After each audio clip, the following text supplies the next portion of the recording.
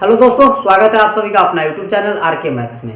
दोस्तों, आज वाली क्लास में हम लोग पढ़ेंगे सर्कल। जी हाँ दोस्तों, वृत्त से रिलेटेड सभी छोटी छोटी बातें और बड़ी बड़ी बातें हम लोग आज जानेंगे। दोस्तों, यह एग्जाम में बहुत ही ज़्यादा हेल्पफुल होगा।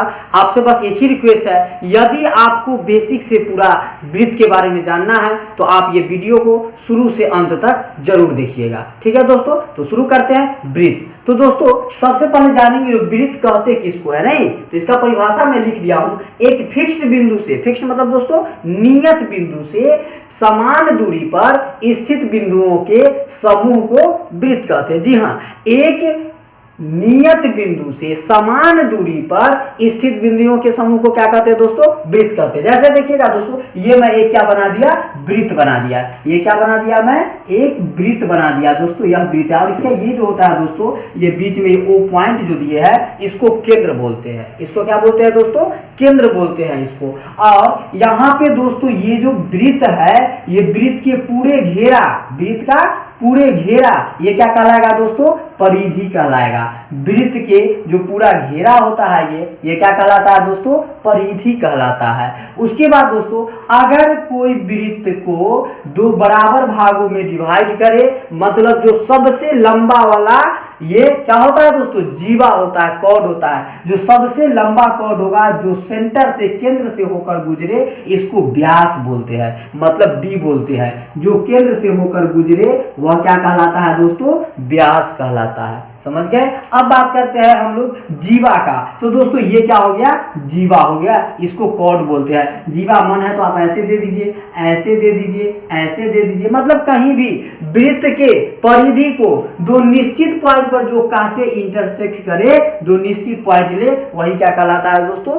जीवा कहलाता है। इंग्लिश में कॉर्ड बोलते हैं। ठीक है, अब बात करते हैं दोस्तों, ये तो वृत्त है और यहां से लेकर यहां तक, वृत्त के केंद्र से लेकर और परिधि तक के जो समान दूरी होगा, यह दोस्तों त्रिज्या कहलाएगा। मतलब रेडियस पहला लेटर आर होता है, इसीलिए इसको स्मॉल आर से सूचित करते हैं दोस्तों। उसके बाद दोस्तों, ये मान लीजिए वृत्त है और एक निश्चित पॉइंट से यहां तक अगर इसका ये काट दे, यहां से हम जो पॉइंट ले ले दो, तो यह कहलाएगा दोस्तों वृत्त चाप। क्या कहलाएगा? यह वृत्त चाप कहलाएगा। तो समझ में आ गया दोस्तों, व्यास, वृत्त चाप, त्रिज्या, जीवा, परिधि क्या होता है। अब बात करते हैं दोस्तों, परिधि सर्कमफ्रेंस कहते किसको है? तभी बोले ना, ये पूरे घेरावा को ही हम लोग सर्कमफ्रेंस परिधि कहते हैं, यही लिख दिए। वृत्त को घेरने वाली रेखा को परिधि कहते हैं। जो वृत्त को रेखा घेरता है ना दोस्तों, यह सब के सब क्या कहलाता है दोस्तों? परिधि कहलाता है। तो अब दोस्तों मान लीजिए यह एक वृत्त बना दिए। अब आपको बोला जाएगा यह वृत्त में कितने जीवा खींचे जा सकते हैं। तो दोस्तों एक वृत्त में याद रखिएगा अनंत जीवा खींच सकते हैं हम लोग। ये ऐसे ऐसे, मतलब जैसे ले लीजिए, सबके सब क्या होगा दोस्तों? जीवा ही होगा, मीन्स कॉर्ड होगा। अब मान लीजिए दोस्तों, जो यह एक वृत्त बना है, इसका ये केंद्र हुआ। एक वृत्त में कितने त्रिज्याएं खींचे जा सकते हैं भैया? तो एक वृत्त में अनंत त्रिज्या खींचे जा सकते हैं। आपको जितना मन है खींच सकते हैं, इनफाइनाइटली होगा। एक वृत्त में अनंत त्रिज्या हो जाएगा दोस्तों। ठीक है, ये सब के सब क्या कहलाएगा दोस्तों? वृत्त का त्रिज्या ही कहलाएगा। आपको जितना मन है त्रिज्या आप एक वृत्त में खींच सकते हैं। ठीक है दोस्तों, तो याद रखना है एक वृत्त में अनंत त्रिज्याएं खींचे जा सकते हैं। ठीक है दोस्तों, अब बात करते हैं दोस्तों, ये है एक वृत्त और ये है इसका केंद्र। अब यदि यह वृत्त के केंद्र के नीचे यहाँ पे देखिए क्या दे दिए दोस्तों? एक जीवा दे दिए। तब इसके ऊपर वाला पार्ट को क्या बोलेंगे और नीचे वाले पार्ट को क्या बोलेंगे? जी हाँ, तो ऊपर वाले पार्ट को ना भैया दीर्घ वृत्तखंड बोलेंगे। क्या बोलेंगे दोस्तों? दीर्घ वृत्तखंड बोलेंगे। ऊपर बड़ा वाला पार्ट है तो बड़ा मतलब दीर्घ वृत्तखंड, और नीचे छोटा वाला पार्ट है तो इसको बोलेंगे दोस्तों हम लोग लघु वृत्तखंड। इसको क्या बोलेंगे दोस्तों? लघु वृत्तखंड। तो याद रखना, ऊपर वाला पार्ट को ना दीर्घ वृत्तखंड बोलेंगे और नीचे वाला पार्ट को लघु वृत्तखंड बोलेंगे। मान लीजिए मैं एक वृत्त बना रहा हूं, ये क्या है दोस्तों? एक वृत्त है, ये इसका केंद्र O है। अब यह वृत्त के यहां से एक त्रिज्या ले ले और एक यहां से त्रिज्या ले ले दोस्तों। ये O है केंद्र और ये A है और ये B है। तो ये जो वाला भाग जो है, ये वाला भाग दोस्तों, ये वाला, ये क्या कहलाएगा भैया? तो इसी को बोलते हैं भैया त्रिज्या खंड। क्या बोलते हैं दोस्तों इसको? त्रिज्या खंड बोलते हैं। ठीक है, इसको हम लोग क्या बोलेंगे दोस्तों, त्रिज्या खंड बोलेंगे। तो यहाँ से आप जानते हैं जो वृत्त का जो क्षेत्रफल होता है दोस्तों, वृत्त का क्षेत्रफल एरिया वह पाई आर स्क्वायर होता है। क्या होता है दोस्तों, पाई आर स्क्वायर। तो यहाँ से अगर आप त्रिज्या खंड का क्षेत्रफल अगर निकालेंगे दोस्तों, त्रिज्या खंड का क्षेत्रफल अगर ये इतना दूर का त्रिज्या खंड का क्षेत्रफल आपको निकालना हो, मान लीजिए ये 60 डिग्री का कोण बना रहा है।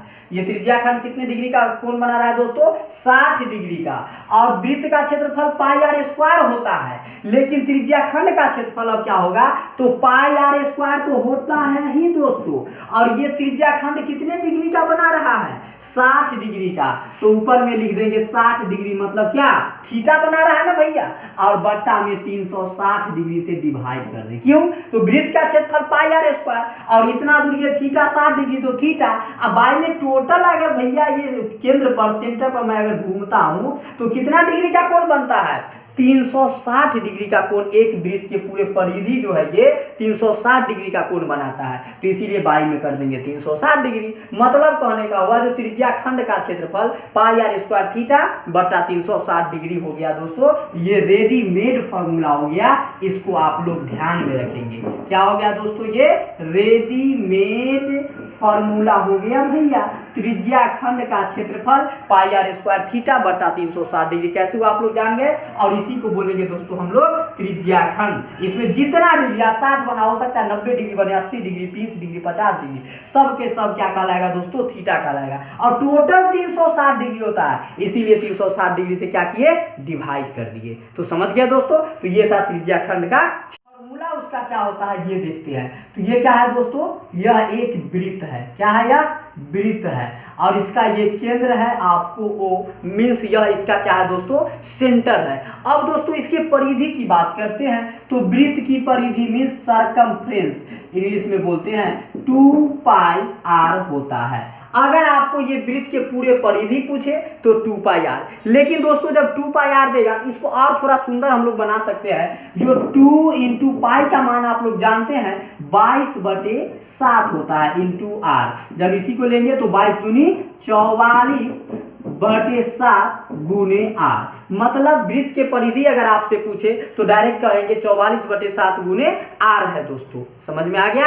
अब बात करते हैं दोस्तों, ये तो वृत्त के परिधि हो गया 44/7 गुने आर, लेकिन अब यह वृत्त है, और यहाँ से दोस्तों अगर हम यह वृत्त के यहाँ से यह डायमीटर ले ले, मीन्स व्यास ले ले, तो भैया आधा में बट गया, 2 बराबर भागों में, मीन्स कहेंगे इसको यह इस प्रकार बट गया है सर, इस प्रकार बट गया, ये केंद्र हो गया और यहाँ से ये त्रिज्या हो गया। मतलब इसका 2 त्रिज्या, एक ये आर एक ये आर, नहीं तो बन गया ये क्या दोस्तों, अर्धवृत्त। तो भैया आधा काट दीजिए ना, ये आधा मिटा दीजिए, तो ये क्या बना दोस्तों, अर्धवृत्त बन गया। तो यहाँ पर 2 त्रिज्या होता है भैया, एक त्रिज्या ये और एक त्रिज्या, मतलब 2 त्रिज्याओं से मिलकर एक पूरा व्यास बनता है, डायमीटर बनता है। तो अर्धवृत्त के परिधि 2 पाई आर, सॉरी वृत्त के परिधि 2 पाई आर, तो अर्धवृत्त का परिधि क्या हो जाएगा दोस्तों, अर्धवृत्त की परिधि। तो भैया अर्धवृत्त के परिधि क्या होता है, 2 पाई आर। तो अर्धवृत्त मतलब आधा ना, तो आधा से क्या कीजिए, भाग दे दीजिए। आधा का मतलब क्या होता है दोस्तों, 1/2, और 1/2 हो गया, 2 से 2 हो गया कैंसिल, तो बचा क्या भैया, पाई आर बचा। तो पाई आर तो बचा ही, लेकिन ये इसका परिधि नहीं हुआ सर। तो क्या होगा इसका परिधि सर, तो इसका परिधि जो एक ये आर और एक ये आर मिलकर क्या हुआ, 2 आर ना। वृत्त पूरे वृत्त के परिधि 2 पाई आर, तो एगो आधा वृत्त के परिधि तो एगो पाई आर, एगो पाई आर, एगो रेडियस ये, एगो रेडियस ये, तो 2 गो, एगो आर 2 आर मतलब, तो 2 आर यहाँ पे ऐड कर दीजिए। नहीं, अब यही हो गया अर्धवृत्त की परिधि। लेकिन इसको और सुंदर हम लोग बना सकते हैं भैया, देख लीजिए आर इसमें भी है, इसमें भी है, आर क्या कर लेंगे, कॉमन ले लेंगे। आर क्या ले लेंगे, कॉमन। आर से आर कैंसिल, बचा क्या, पाई, प्लस आर से आर कैंसिल, बचा क्या, 2। अब इसको और सुंदर बना सकते हैं हम लोग, क्या बनाएंगे और सुंदर, तो आर इंटू पाई का वैल्यू 22/7 होता है और प्लस 2। अब इसको क्या कीजिए, 2 इंटू भिन्न के जोड़, 7 दूनी 14 और 14 12 कितना होता है दोस्तों, 36/7 होता है ना, 36/7। ये क्या होगा आर, यहाँ आर पाई का वैल्यू 22/7 प्लस 2, 7 दूनी 14, 14 22, 22 10 32, 4 36/7 और ये तो आर था। मतलब यहाँ से कहेंगे जो अर्धवृत्त की परिधि हो जाएगा 36/7 गुने आर। अब आपसे अगर कोई पूछे जो वृत्त के परिधि तो 44/7 गुने आर, अर्धवृत्त की परिधि 36/7 गुने आर। लेकिन दोस्तों आप कहेंगे सर 2πr ही रहने क्यों नहीं दिए, ये कैलकुलेट करके 44/7 गुने आर क्यों बोल रहे हैं मुझे याद रखने के लिए। तो इसका भी मतलब है दोस्तों जो इतना बड़ा कहे तो समय लगेगा हमको, पहले लिखेंगे 2 फिर पाई का वैल्यू फिर रेडियस फिर बनाएंगे, इसमें डायरेक्ट डालेंगे। तो कैसे भैया, तो अभी मैं बताता हूं आपको जो कैसे होगा। तो ये समझ गया दोस्तों जो वृत्त क्या होता है, अर्धवृत्त क्या होता है, वृत्त के परिधि और अर्धवृत्त के परिधि कैसे हम लोग निकालेंगे। याद रखना है वृत्त के परिधि 44/7 गुने आर और अर्धवृत्त के परिधि 36/7 गुने आर। आपको मैं बताया था जो यह क्या है वृत्त है और यह वृत्त का ये केंद्र है, ठीक है ना दोस्तों। और इसका परिधि मैं क्या लिखा हूं, अभी फॉर्मूला आपको बताया हूं जो इसको 2πr नहीं रख के डायरेक्ट 44/7 इंटू आर ध्यान में रखना है। यह क्या होता है दोस्तों वृत्त के परिधि होता है 44/7 गुने आर। अब आपको यहाँ पर एक क्वेश्चन दे देगा दोस्तों जो किसी वृत्त की परिधि कितना है 88 सेंटीमीटर मान लीजिए, तो 44/7 गुने आर होता है वृत्त के परिधि और परिधि है 88 तो बराबर 88 कर देंगे। अब 44 से 44 दूनी 88 क्रॉस मल्टीप्लाई आर एक आर 7 दूनी 14, मतलब त्रिज्या कितना आ गया 14 सेंटीमीटर। परीक्षा में हमें समय क्या होगा मैनेज होगा कि नहीं होगा दोस्तों। लेकिन यही अगर आप फॉर्मूला लिख करके पूरा 2πr बराबर लिखते 88, फिर 2 गुने पाई का वैल्यू 22/7 गुने आर लिखते बराबर 88, फिर 2 से 2 दूनी 8 2 चौका, फिर 22 से 22 दूनी 44, फिर लिखते आर एक आर बराबर 7 दूनी 14। अब क्या हुआ इतना घचपचेल करना पड़ा। अब इसमें कुछ नहीं डायरेक्ट 44/7 गुने आर वृत्त के परिधि है 88, 44 दूनी 88 आर बराबर 7 दूनी 14 हो गया। तो इतना करने से बचने के लिए मैं ये आपको बताया था, समझ में आया दोस्तों। अब मान लीजिए ये तो वृत्त के परिधि ना भैया, अब अर्धवृत्त है तो अर्धवृत्त के अगर परिधि तो अर्धवृत्त का मैं आपको बता चुका हूं अभी, जो अर्धवृत्त अगर रहे अर्धवृत्त की परिधि तो आपको फॉर्मूला क्या बोले हैं दोस्तों, जो अर्धवृत्त में क्या करना है आधा करना है ना दोस्तों। तो आधा में क्या बोले थे इसका फॉर्मूला कर दिए थे जो 36/7 गुने आर, यही ना बताया हूं 36/7 गुने आर। अब इसमें अर्धवृत्त के परिधि आपको दे देता है मान लीजिए जो 72, तो त्रिज्या पूछे तो डायरेक्ट 36 दूनी 72, आर बराबर 7 दूनी 14, मतलब अर्धवृत्त के परिधि कितना हो गया दोस्तों 14 हो गया। समझ में आया। तो दोस्तों अगर वृत्त के परिधि और अर्धवृत्त के परिधि की बात किया जाए तो बोलेंगे वृत्त की परिधि डायरेक्ट 44/7 गुने आर और अर्धवृत्त की परिधि 36/7 गुने आर। कैसे निकला है मैं आपको प्रूफ करके पीछे पूरा बताया हूं, फ्लैक्स बैक में जाइए आपको पता चल जाएगा। ठीक है दोस्तों, क्या है वृत्त है, इसका केंद्र O है। अब इसका हम जानते हैं जो क्षेत्रफल एरिया जो होता है πr² होता है। आपको एक बार और रिवाइज करता हूं, मैं पीछे भी बताया हूं जो यह अगर त्रिज्या यहाँ केंद्र से लेकर परिधि तक 2 ले लिए और यहाँ पर थीटा मान लीजिए 60 डिग्री बनाए, 50 डिग्री 30 डिग्री मैटर वो नहीं है, तो यह क्या कहलाएगा दोस्तों त्रिज्या खंड कहलाएगा। यह भाग क्या कहलाएगा त्रिज्या खंड कहलाएगा। तो अब यहाँ से आपको त्रिज्या खंड का अगर क्षेत्रफल निकालना हो तो वो क्या बोलेंगे त्रिज्या खंड का क्षेत्रफल, त्रिज्या खंड ये जो कहलाया त्रिज्या खंड, तो त्रिज्य खंड मतलब क्या दोस्तों त्रिज्य खंड का क्षेत्रफल एरिया ऑफ सेक्टर, तो क्षेत्रफल क्या बोले एरिया क्या होता है πr²। और यहाँ से ये कितना थीटा बना रहा है ना भैया, तो ये हो गया थीटा और बाई में 360 डिग्री पूरे वृत्त को घूमिएगा तो 360 डिग्री का ये क्या बनाता है कोण बनाता है। समझ गए दोस्तों। तो यहाँ से त्रिज्या खंड का क्षेत्रफल क्या हुआ πr² थीटा बटा 360। कैसे दोस्तों ये 360 बनाता है। अब मान लीजिए ये क्या है एक वृत्त है, यहाँ से इसको 4 भागों में डिवाइड किया जाए, अगर 4 भागों में तो ये दोस्तों कितना कितना डिग्री का कोण बनाएगा 90 बनाएगा, 90 बनाएगा, 90 बनाएगा और ये भी 90 बनाएगा।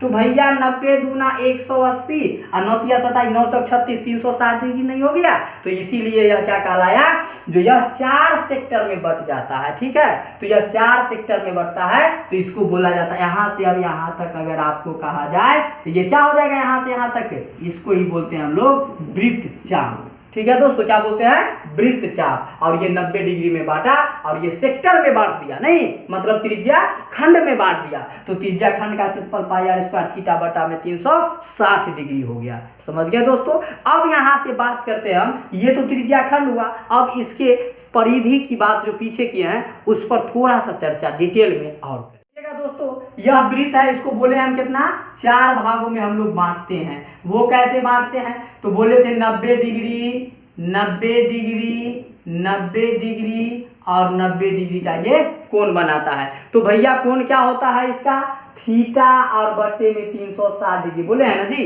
पाई आर स्क्वायर थीटा बट्टे 360 डिग्री एरिया ऑफ सेक्टर त्रिज्या खंड का। तो ये देखिए थीटा कितना 90 डिग्री बचा है, बना है, तो 90 लिख दीजिए थीटा है 90 कम 90 90 चौका 360 1/4। तो क्या यह 4 भागों में नहीं बांटा, 1 2 3 4 भागों में बांट दिया, तो इसीलिए लिखते हैं टोटल 360 डिग्री दोस्तों। ठीक है, अब दोस्तों यहाँ पर जो ये 4 भागों में बांटा भैया, तो ये क्या कहलाया, ये क्या कहलाया, तो दोस्तों ये चाप कहलाया। क्या बोले, ये क्या कहलाया, चाप। अगर यहाँ से यहाँ तक हम काट दे तो ये क्या कहलाएगा दोस्तों, चाप कहलाएगा। ये एक केंद्र O है, नहीं क्या कहलाएगा, चाप कहलाएगा दोस्तों।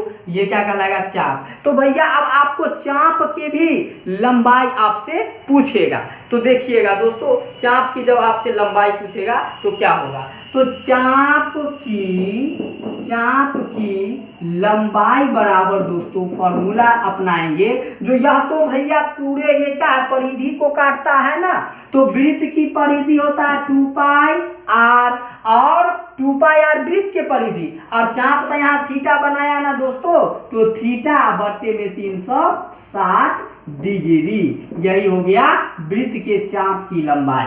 ये वृत्त के चाप की लंबाई पाई आर 2 पाई आर पूरा परिधि, और ये क्या थीटा 90 डिग्री बाई में 360 डिग्री। इसके जगह पर आप क्या करेंगे, 1/4 भी दे सकते हैं दोस्तों, दे सकते हैं। तो मान लीजिए यह वृत्त है, इसका 88 सेंटीमीटर इसका क्या दे दिया है दोस्तों, परिधि दे दिया है, नहीं। अब यह 88 सेंटीमीटर जो दिया है भैया, तो यह चाप जब 88 सेंटीमीटर है, पूरे चाप, ये पूरे परिधि मतलब चाप ना, पूरे चाप अगर हम पूरे चाप ले लें तो 88 है, तो यह भैया इतना दूर क्या होगा, इतना दूर क्या होगा, इतना दूर क्या होगा, और इतना दूर क्या होगा। तो अभी हम बोले हैं ये 360 टोटल बनाता है, और बटे में 90 डिग्री का, तो 90/360, 90 चौका 360 1/4 बनाया, और टोटल चाप 88 है, तो 88 4 से 4 दुनिया 4 में 22 2 चौक 88, मतलब इतना दूर क्या हो गया 22, इतना दूर 22, ये 22 ये 22 22 चौक 88, मतलब पूरा हो गया ये 88। इसका क्या हो गया दोस्तों, चाप की लंबाई हो गया। तो चाप की लंबाई का फॉर्मूला पूछे तो 2 पाई आर थीटा बाई में 360 डिग्री, और यहाँ पर आप पूरे 88 है, तो यहाँ पर इतना दूर का सीट पूछे, बस 1/4 से भाग दे देना, क्योंकि पूरे 360 डिग्री और 4 भागों में मतलब 90 डिग्री का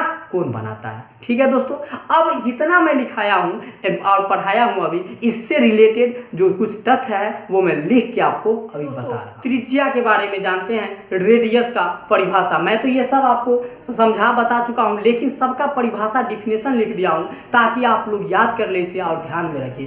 त्रिज्या क्या होता है दोस्तों, रेडियस, केंद्र से परिधि तक की दूरी को त्रिज्या कहते हैं। जी हाँ दोस्तों, यह क्या है, वृत्त है, इसके केंद्र ये O है, अब यह केंद्र से परिधि तक की ये जो दूरी हुआ यही क्या कहलाया दोस्तों, त्रिज्या कहलाएगा।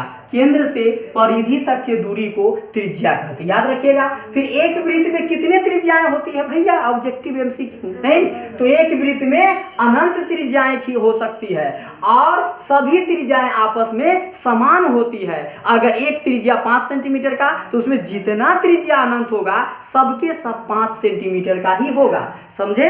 अब बात करते हैं केंद्र का, मीन्स सेंटर का। तो दोस्तों वृत्त के मध्य स्थित वह भाग जहां से वृत्त की परिधि समान दूरी पर हो उसे केंद्र कहते हैं। यह एक वृत्त है, यह वृत्त में यह केंद्र स्थित है O, और यहाँ पर से सभी दूरी जो इसके परिधि का होगा वह समान होगा, सब तरह से अगर माप करेंगे मेजर, तो ये सेंटर का, तो यही क्या कहलाएगा दोस्तों, केंद्र कहलाएगा। अब बात करते हैं व्यास का, इंग्लिश में डायमीटर बोलते हैं दोस्तों। व्यास क्या होता है, तो सब सबसे बड़ी रेखा जो वृत्त के केंद्र से होकर गुजरती है, यह वृत्त है और इसके केंद्र से होकर सबसे बड़ी रेखा यह जो गुजरेगी यही क्या कहलाएगा दोस्तों, व्यास कहलाएगा, मीन्स डायमीटर। और दोनों तरफ वृत्त की परिधि को भी छुएगा, तो इधर भी वृत्त के परिधि को छुआ और इधर भी वृत्त के परिधि को छुआ, तो यही क्या कहलाया, टच किया, यही वृत्त का व्यास कहलाया। एक वृत्त में कितने व्यास हो सकते हैं भैया, तो एक वृत्त में ना अनंत व्यास हो सकते हैं, जितना मन है आप खींच लीजिए ना,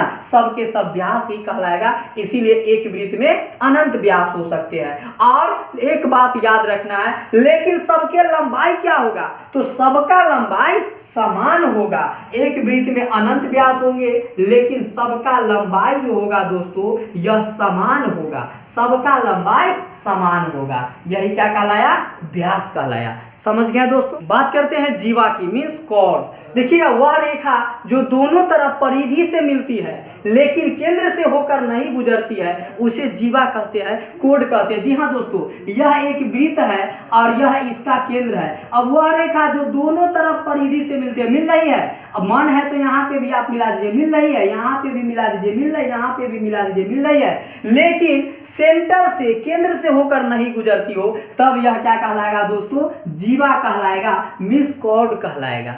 समझ में आया दोस्तों। अब बात करते हैं, यदि जीवा केंद्र से होकर गुजरती, अगर केंद्र से होकर भैया जीवा गुजरती तब क्या होगा उस कंडीशन में, तो सर उस कंडीशन में कुछ नहीं होगा, यह जो है व्यास कहला जाएगा, क्योंकि जो केंद्र से होकर गुजरती है सबसे बड़ा जीवा वही क्या कहलाता है, व्यास कहलाता है। अब बात करते हैं वृत्त चाप की, आर्क। वृत्त की परिधि पर स्थित दो बिंदुओं की लंबाई को वृत्त चाप कहते हैं। यह एक वृत्त है और इसके परिधि पर स्थित मान लीजिए दो बिंदु, यह हो गया, ठीक है दोस्तों, ये ए हो गया, ये बी हो गया, तो यह जो कहलाएगा वह वृत्त चाप कहलाएगा। क्या कहलाएगा दोस्तों, यह वृत्त चाप ए बी कहलाएगा, ठीक है।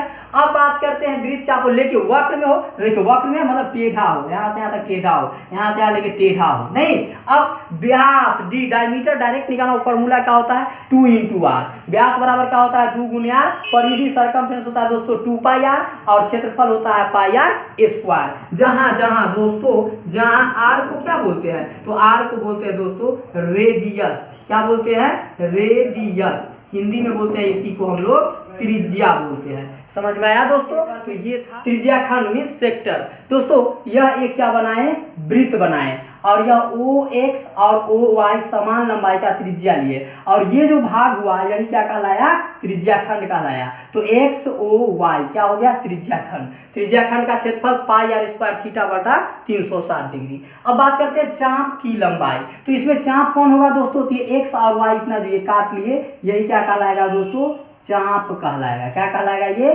चाप। तो चाप XOY मीन्स चाप की लंबाई। तो त्रिज्या खंड XOY, चाप लेंगे तो ये तो काटा जाता है ना वक्र में ना, तो XY। तो चाप की लंबाई होता है πr θ, बाई में 360 डिग्री, सॉरी बाई में 180 डिग्री, क्योंकि 2πr होता है दोस्तों, तो 2 यहाँ अगर दीजिएगा तो 2 और 360 आता तो 180 मरतबे तो कट ही जाता, इसीलिए इसको πr θ बाई में 180 डिग्री चाप की लंबाई लिखा जाता है। जहाँ पाई बराबर परिधि बटा में व्यास होता है दोस्तों, और परिधि बटा व्यास, परिधि 22 होता है, व्यास 7 होता है, 22/7। इसको जब डिवाइड कीजिएगा तो 3.14 अप्रॉक्स में, मीन्स ना अप्रॉक्स में इसको लिखा जाता है, बोले तो लगभग 3.14 रहते हैं। अब बात करते हैं वलय का। वलय क्या होता है दोस्तों, तो ये एक वृत्त ले लिए बड़ा और उसके अंदर एक छोटा, और दोनों का जो केंद्र है ये सेंटर ओ लेंगे, ठीक है। तो ये बीच वाला भाग जो हुआ दोस्तों, ये यही क्या कहलाया, वलय। और बड़ा वाला वृत्त का जो त्रिज्या होगा, सेंटर तो दोनों का एक ही है कॉमन, तो बड़ा वाला वृत्त का जो त्रिज्या होगा वह बड़ा आर से, और छोटा वाला वृत्त का त्रिज्या छोटा आर से हम लोग दिखाएंगे, मीन्स रेडियस। तो वलय का जब क्षेत्रफल निकालना हो तो बड़ा वाला वृत्त का क्षेत्रफल ना भैया, तो πr² और छोटा वाला का भी πr², लेकिन बड़ा वाला का बड़ा आर, छोटा वाला का छोटा आर, दोनों का रेडियस अलग होगा। अब इसको थोड़ा सा और सुंदर बनाइएगा अगर, तो पाई दोनों में है, कॉमन लीजिएगा तो r² माइनस r², और इसको और सुंदर बनाना चाहते हैं दोस्तों तो इसको मन ही मन a² और माइनस b², और a² माइनस b² आप जानते हैं a + b × a minus b होता है, तो यही हो गया पाई × r + r × r minus r बोल सकते हैं। मतलब बोलेंगे जो वलय का क्षेत्रफल pi × r + r × r minus r, और इस पे क्वेश्चन हम लोग सॉल्व करें। बात करते हैं दोस्तों अब समषटभुज की, मीन्स हेक्सागोन। हेक्सागोन का क्षेत्रफल क्या होता है समषटभुज का? 6 गुने √3/4 गुने भुजा स्क्वायर, इसी को बोलते हैं समषटभुज। 1 2 3 4 5 6 भुजा है इसमें दोस्तों। अब समषटभुज कैसे बना भैया? √3/4 गुने भुजा स्क्वायर, ये तो समबाहु त्रिभुज का होता है ना। तो जी हाँ दोस्तों, समबाहु का ही होता है। अब देखिए समबाहु त्रिभुज कैसा होता है?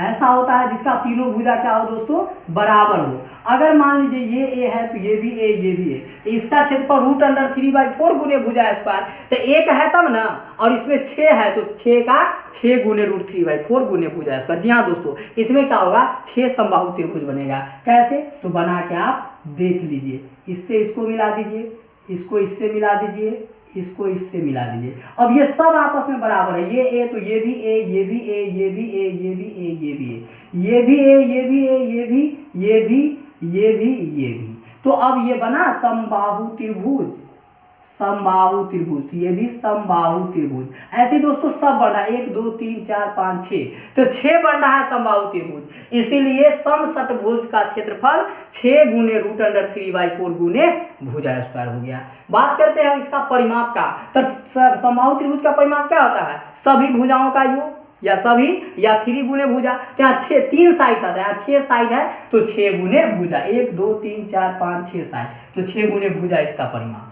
अब एक भुजा वाली समबाहु त्रिभुज के अंतवृत्त की त्रिज्या। जी हाँ, तो अंतवृत्त मतलब क्या दोस्तों? ये एक त्रिभुज बना दिए, इसके अंदर में अगर वृत्त खींचे जो सभी भुजाओं से टच करके, सट के, स्पर्श करके जाए, तो यही कहलाएगा समबाहु त्रिभुज के ए भुजा वाली अंतवृत्त, मतलब अंदर से इंटरनल। तो इसका जो त्रिज्या होगा R बराबर A/√3 होगा दोस्तों, क्योंकि समबाहु त्रिभुज √3/4 गुने भुजा स्क्वायर होता है। जब बैठाएंगे तो A/√3 आएगा त्रिज्या इसका। अब ए भुजा वाली समबाहु त्रिभुज के परिवृत्त की त्रिज्या, तो भैया ये तो अंतःवृत्त था तो अंदर से, अब परिवृत्त है तो बाहर से। परिवृत्त में क्या होता है दोस्तों? ये त्रिभुज बना दीजिए और इसके बाहर से वृत्त बनाइए, ठीक है, यही कहलाया परिवृत्त। तो इसका त्रिज्या तो दोस्तों ये भी इसका त्रिज्या हो गया, ये भी त्रिज्या, ये भी त्रिज्या। तो बड़ा R बराबर इसको ले लिए, बाहर से है तो A/√3, और इसके अंदर से तो A/√3। ठीक है दोस्तों, सब इसका भी त्रिज्या ले सकते हैं आप। ये हो गया, इसका ये हो गया, अंदर में रहेगा, लेकिन